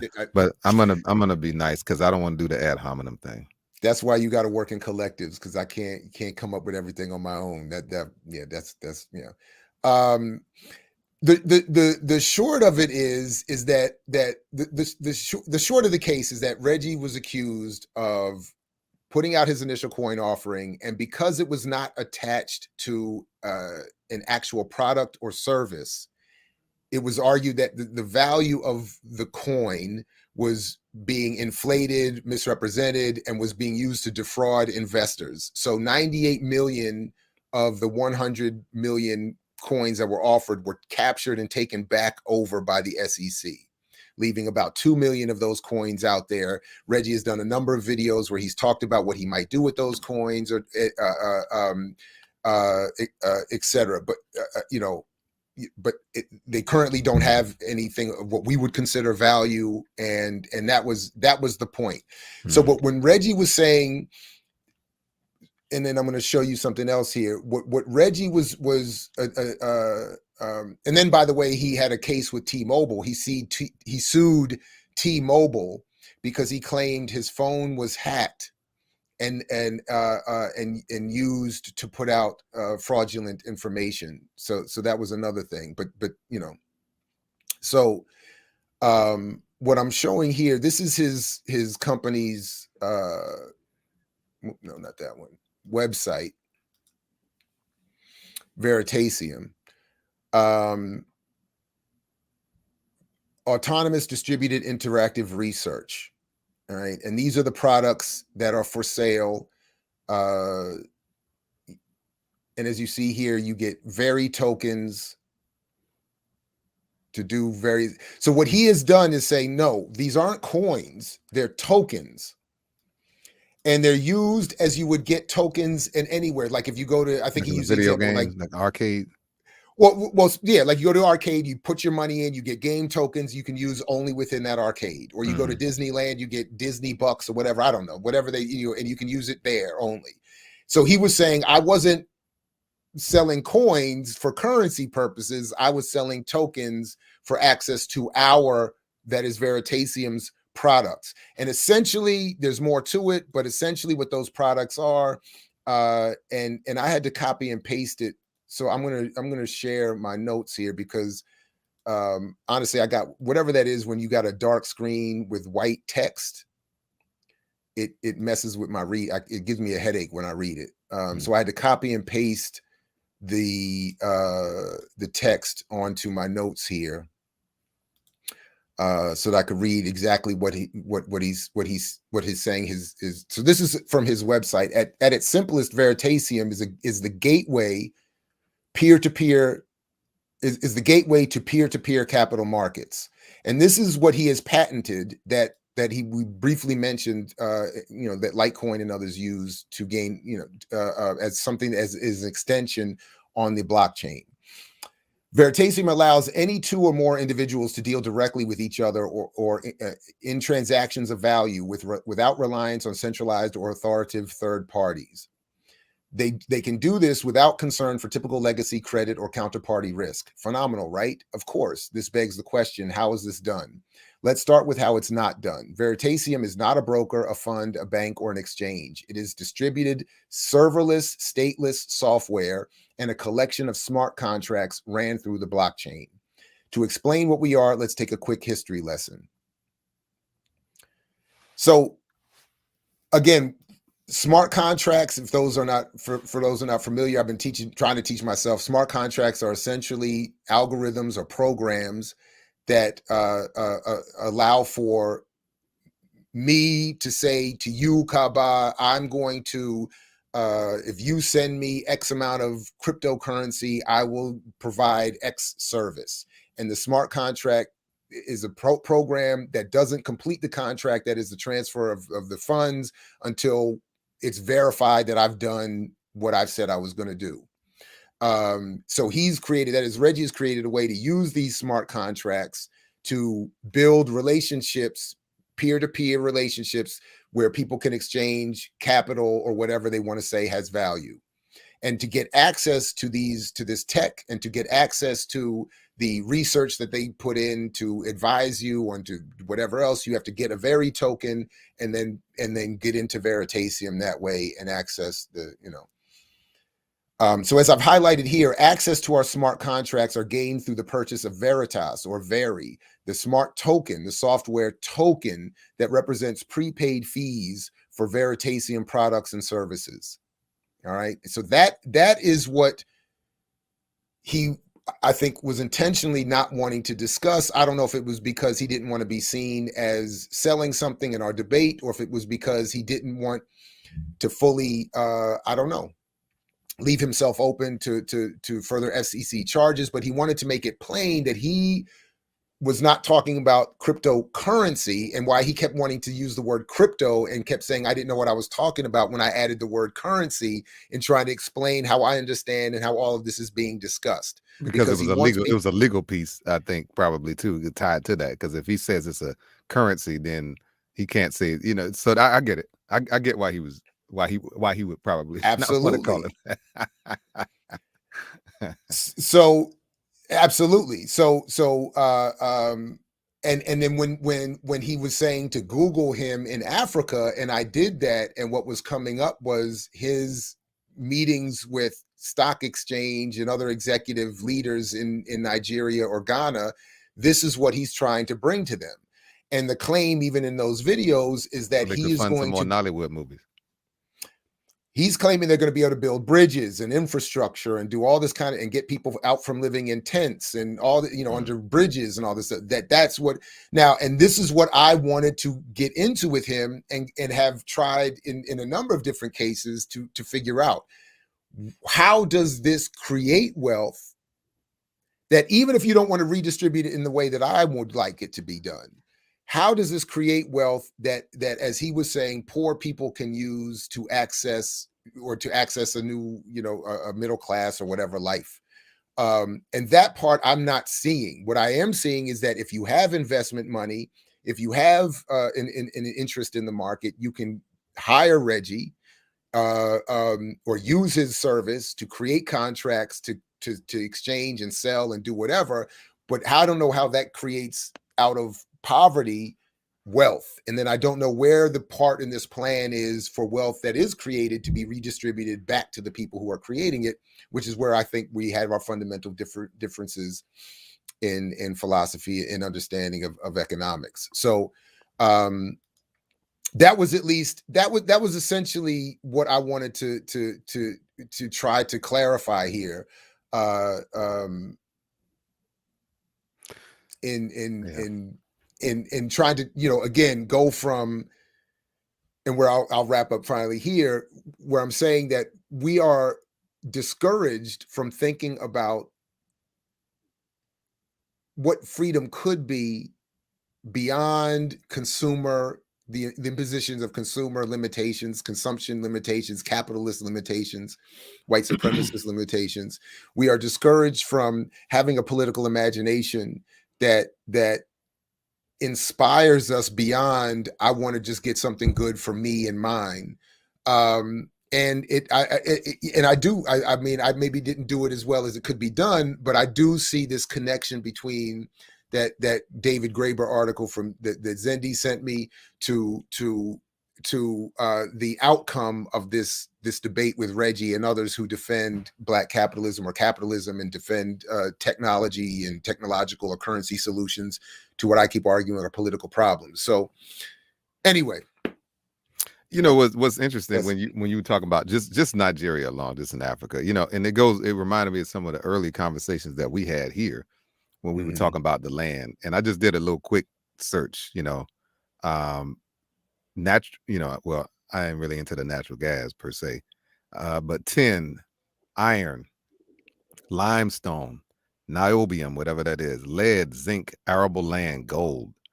Those are just a few of the resources that Nigeria has that are real, tangible, fungible, but definitely replenishable. That's in the land. So if you want to help Nigeria or any other part of Africa, all you got to do is start digging. I mean, Africa has resources. We just need to be able to be in control of them and keep others from controlling them, because we're trying to make money and trying to come up with all these schemes. Meanwhile, the people that are in power are actually owning the real sources of the economy. You've done it again. So continue. Yeah. If the people could benefit from their own land that is right up underneath their feet, they wouldn't need what's the thing that they always give the money, the IMF and the World Bank and all of them, or somebody selling them some kind of scheme. You already have the wealth that people are going to take to actually buy the stuff that you already got in the ground. It doesn't make any sense to me. If you're going to help Africa, you should help them do that. So this is one thing. So one, if folks remember, or I don't, if you saw the debate, you might remember where he said, I don't understand what it means there was a debate, a disagreement over the meaning of decentralization in the context of crypto and Bitcoin. As I remember it, he never explained what he meant by it. He just kept saying, I didn't know what I meant. And there's one part of that I forgot that you just got to. So what folks, if folks are not familiar with that was the other thing I had done, not in preparation for the debate, but just in investigating crypto, I have seen a number of Reggie's videos. And in one of them, he talks about, and others have done this as well. And I think Isaiah Jackson does it in Bitcoin for Black America. I think Hill Harper has made this similar kind of argument that and to your point, that blockchain is the new real estate, and that we need to get involved in the ownership at that level so that we don't get caught up in the same problems we've had with our inability to buy real estate in land in real life. Or to your point, Kabad, they would argue we need to get involved with blockchain, because if we don't have control over African land, we can have control over this space. So and Reggie is big in what is known as DeFi. This is where his patent is and his work is considered seminal. And that is decentralized finance. So where I think he was, I'm assuming I didn't understand this and that I was misdefining it or misrepresenting it. But DeFi, and this is defined as on Coinbase. So this is one of the leading exchanges. This is yeah, right. This is right. the Bible. DeFi, or decentralized finance, is an umbrella term for financial service on public blockchains, primarily Ethereum. With DeFi, you can do most of the things that banks support: earn interest, borrow, lend, buy insurance, trade derivatives, trade assets, and more, but it's faster and doesn't require paperwork or a third party. As with crypto generally, DeFi is a global peer-to-peer, meaning directly between two people, not rooted through a centralized system, pseudonymous and open to all. That is, it uses pseudonyms so that nobody, you don't necessarily know who you're talking to, but it's open to all. It's important because it takes the basic premise of Bitcoin, that is digital money, which he kept saying. I misunderstood because he was saying, remember, he was saying Bitcoin is not currency. Right. But it's digital money. But it's digital money, and expands on it, creating an entire digital alternative to Wall Street, but without all the associated costs. So this is what I was saying. This is what I'm saying. I get it. The argument of the crypto defenders is they've created a decentralized, meaning taken away from the central authority of banks and governments, and allows people to do all the things that they want to do without the fees and all the other stuff, as if it's transaction fees that is what is responsible for the inequality economically. I mean, that part is always is wild to me. Like, how is that? So that's what, but as I was trying to argue, and we've talked about before here, I just will bring it up again very quickly, is that level of the similar levels of concentration are already taking place and have already taken place, both in terms of who owns how much of that so-called blockchain real estate or access to it, and where all the money goes. So whether it's Binance, owned by the Chinese Canadian dude who's one of the richest people in the world, or Coinbase, owned by, Brian Armstrong, who made $500 billion just during the pandemic. They are sitting in the middle of all of these exchanges, making money off of people buying, selling, trading, losing money, making money, whatever they're doing. These folks are sitting in the middle doing it. And then underneath it, even underneath that, are the companies of Infura and Alchemy, which more or less, like the internet service providers I was trying to argue with Reggie, sit in the middle of access to blockchain. So any way you want to cut it, we cannot buy. And all the links to this I'll put in the show notes so people can, follow up on it on their own for all the details and check me if I've made a mistake. I'm happy to hear it. But my point is, all of that concentration, whether it's the ownership of the currency, whether it's access to the blockchain, whether it's space on the blockchain, even as you and I have discussed, whether it's even the land that people are buying in these digital metaverse spaces, all of it is already owned and bought up by the same consolidated billionaire, rich white man, Asian man, whatever man class that's out there, that is already consolidated its wealth out here in the so-called real world. So, yeah. And then Hill, by the way, everybody else underneath it is it's a Ponzi scheme. Everything else underneath it holds it up. It's the same as the system before, because as I think we mentioned a while back. But these people in power that have all the Warren Buffetts of the world and these other Soroses and all that, they own most of the stocks anyway out there. And then what they do is they float a certain number of the stocks out there in order for those of us who are not them, which is most of us. Like, what's his name? Say this is a small club and you ain't in it. What's the comedian? Carlin, George Carlin. Carlin, right? Yeah. We ain't in it. So they still the point is they still control the bulk of the monies, and to the extent that they allow any of us to partake, they're still in control of it. They control the ebbs and the flows.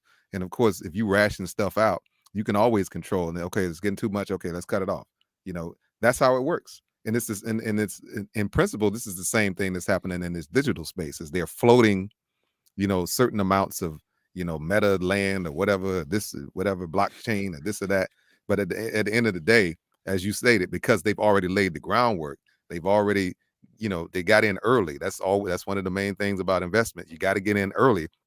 Otherwise, you're not gonna be an owner. You're not gonna be somebody who's gonna ultimately make the money. So yeah, you can benefit here and there, but to advance this as some liberatory tool, when in fact you are all we would be doing is enriching the same people who are oppressing us, makes absolutely no sense. That's really it. And then really to put the final wrap on it for me is that as the Paul Moody chapter is really alluding to, that and why I brought it up again today, is that behind all of this, the purpose of the limitations on our political imagination, behind even what Graeber was arguing, is the military. That's why in that same book I was referencing, they call it militainment.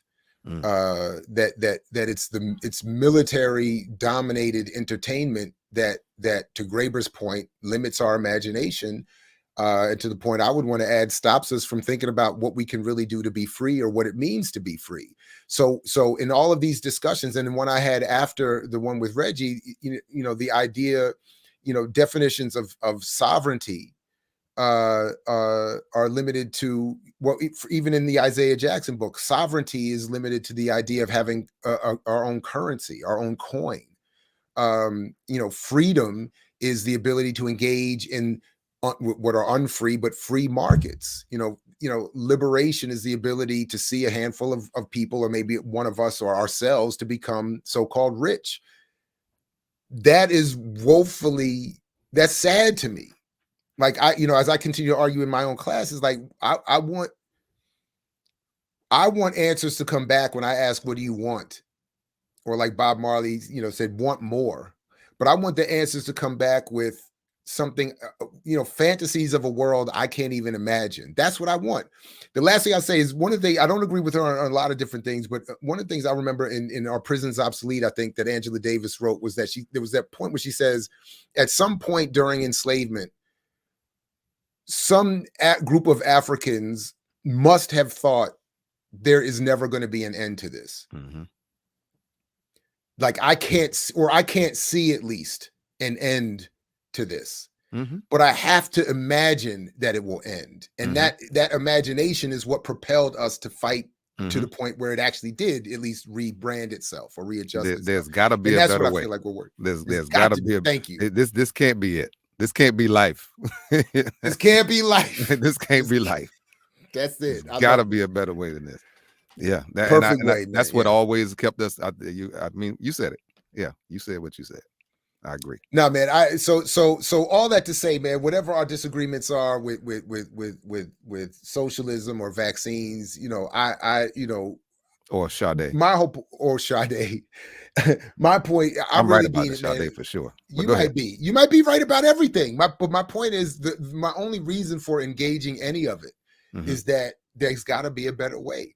Yeah. And what we're getting from our movies and our pundits and TV, man, we're not getting it, man. This is whack. This is whack. So at the end of the day, with all the fun I had with Reggie and all that, like, it is a little bit sad. Mm-hmm. Like, this is, you know, we're smarter than this. We can think bigger than this. So I don't have all the answers, but I think one of the main things is he buys into capitalism.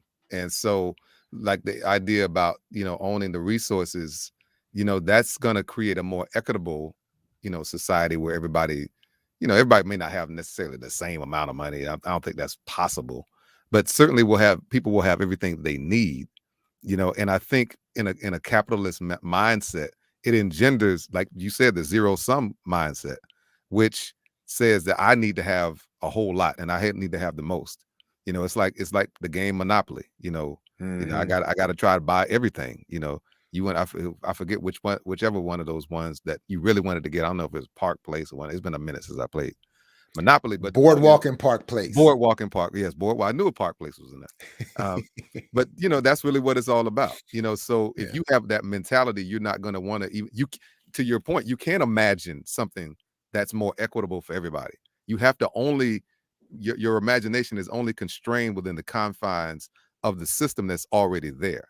And real freedom, like that in the end of that Asada song that Common had, you know, when she talked about, you know, what freedom is, I can tell you what it is. I don't even know. Right. You know, so then it's our job as the generation that came behind Asada to imagine what freedom is and to put that into our children so that they can imagine, so that we can continue like our forebears who did imagine of freedom, you know, to put that in motion. I truly believe we put stuff, you know, in our genes and our DNA, because those of us who have children, I see stuff that my children do that I have always in my mind said, we got to do this.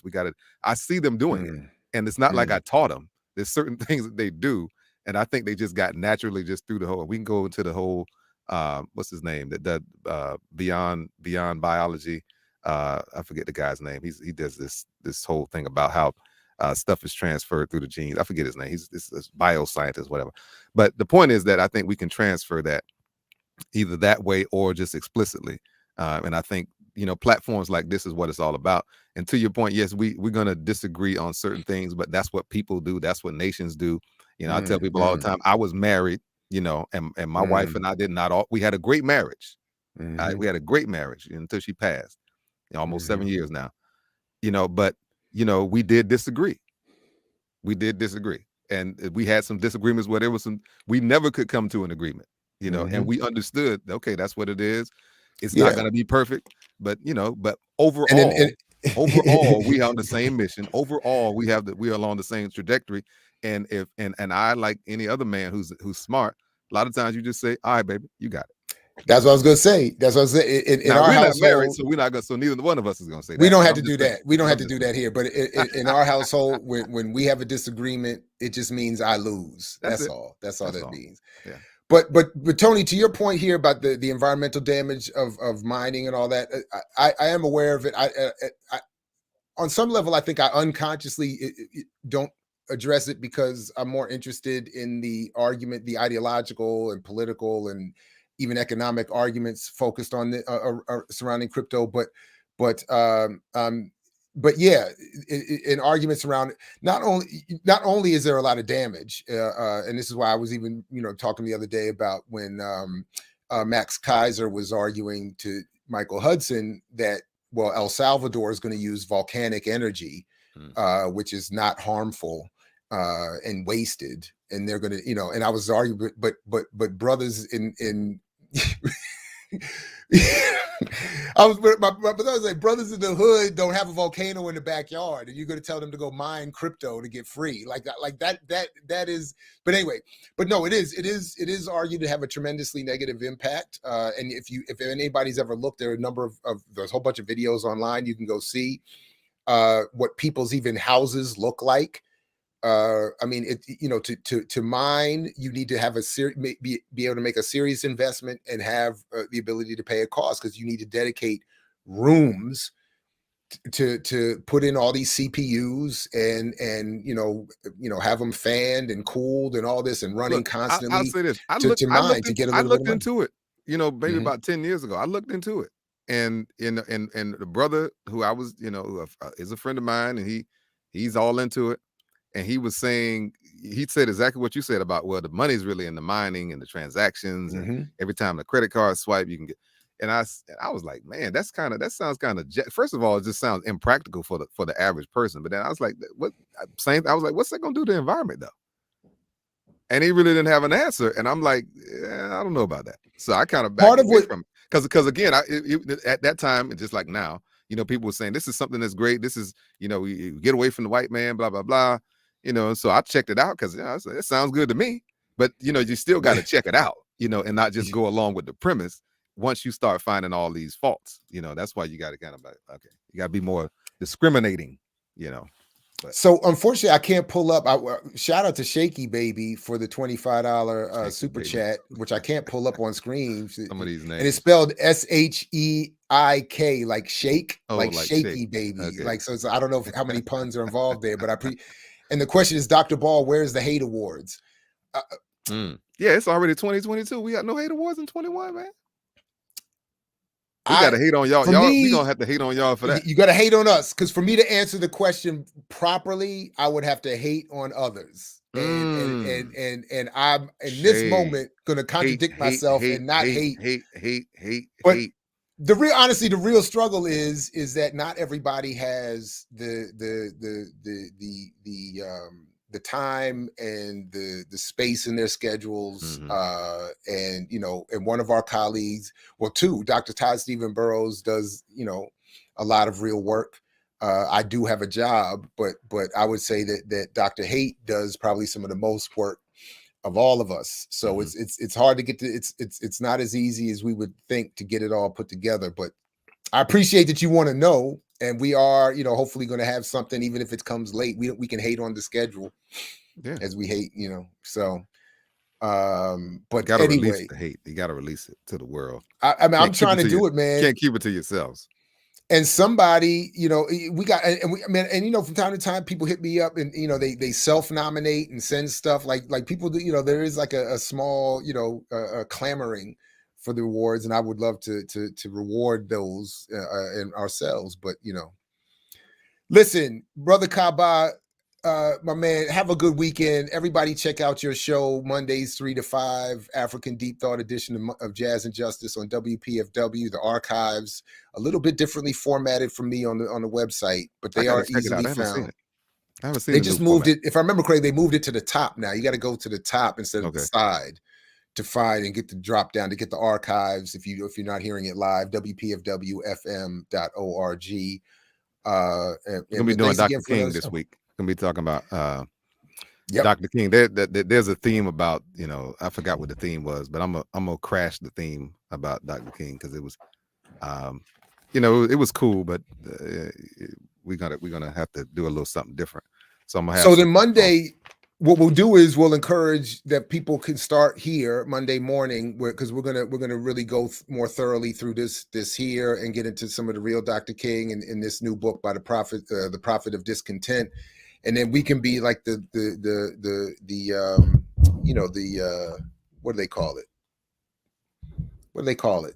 The bands that go on first. Oh, the opening act. The opening act. We'll be the opening act. Be the opening to Kaba's show later on that day.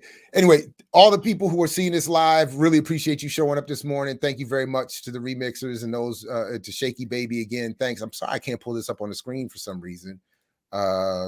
But thank you, Shaky Baby. It says she, or I'm saying she. I don't even. That's messed up. Shaky Baby just posted this at 9:50 a.m. So it wasn't even that long ago, and I can't get it to pull up on the screen. But anyway, thank you very much for the question and the super chat. What about there? It is right there. There it is. Boom. Shaky Baby. Shout out to Shaky Baby. The theme is daring to dream, the radical imagination of a new generation. So I'm gonna kind of crash that, and I'm gonna have another dream. We were just talking about dreaming and imagining, a different future. But I'm gonna dare some dreams around King as well. So give him some real dreams that he had that weren't necessarily talked about. That's what I'm talking about. All right, good people. To those seeing this now, thank you very much. Those hearing this, seeing this later on the platforms, thank you very much. Like, share, subscribe, click the bell. Have a great weekend. Check out Warrior Class this weekend. Check out I'm not sure when Uncle Devin's coming back from his hiatus. He might be back Saturday. Check out Sundays with Ear Doctor on Sunday, and then I'll be back on Monday and Kaba Monday afternoon. Yes, sir. Yes, sir. Real quick, for those in the area, you want to see the brother, because I usually do a lot of private stuff tomorrow at Thomas on the Times. I invited you before. It's in Ellicott City. Yeah, that's right. I will be there with a band, Hi-Fi Soul, tomorrow at 8:00. I think there's a cover. Thomas at the Times. It's in Ellicott City. It's a cigar place. But they have the cigar portion upstairs, so it won't affect people downstairs. Like, because I don't sing in cigar places, that can't happen. I would feel like that'd be difficult. Yeah, because the smoke rises. Obviously, it's a sister that owns it. It's a nice spot. We did it one time before, and this is the second time. But since smoke rises, she said, "Well, we're gonna do the smoking area upstairs, and then downstairs, kind of like a lounge area. People can do music, but it's a good date night, or just if you just want to kick it. And there is a bar. And there's a bar, so you can get your drink on, get you some. I believe they have food too, so you can do that. I don't care about the food no more, man. So yeah, come on through. Let me just get that bar. All right. Hey, hit me up on the. I'm gonna hit you up on the Twitter thing. How do people get to you on Twitters? There you go. Your name's right there at African Deep 360. But again, I don't really check Twitter, so let me say africandeepthought@gmail.com. Spelled just like that. africandeepthought@gmail. African with a K @gmail.com. Because I probably won't be going to the wasteland. Because he's not even gonna look. He's not even gonna see it. So just email him, africandeep360 @gmail. African Deep Thought. at Gmail. Oh, my bad. African. I had to do the 360 on Twitter because you don't have enough. I didn't have enough spaces, so I had to come up with something. Right. Yeah. See, African the white man even limits your ability to express everywhere yourself on the joints. You know what I'm saying? And you still out here fighting and knocking each other out virtually. There it is. Peace, everybody, because we know you're willing to fight for it. Like, and Mama's Biscuits is also being the opening act, by the way, too, on Saturday. You don't want that opening act. Mama's you Biscuits don't want that with Dr. Jared Ball on the drums, the baddest band in Western Maryland is moving over to Eastern Maryland, Northeastern Maryland, Saturday as the opening act. I'm telling you, this is an event you don't want to miss. I wish it were true, but you don't want that. You don't want to let me on first. Don't let us on first. Oh, you like the Roots? That's it. We like the Roots. We like Jimi Hendrix. All of them. Like a go-go band in DC opening up. That's it. I got you. You don't want to get on after. You like Backyard opening up for Luther or something like that. We don't want that. in Southeast DC in the late 80s. That's what it is. That would have been what you don't want them kind of problems. You don't want that. You don't want that kind of problem. Peace, everybody. Catch you next time. Thanks again, brother. Catch you next time. Peace. I mix what I like, what I like, what I like, what I like.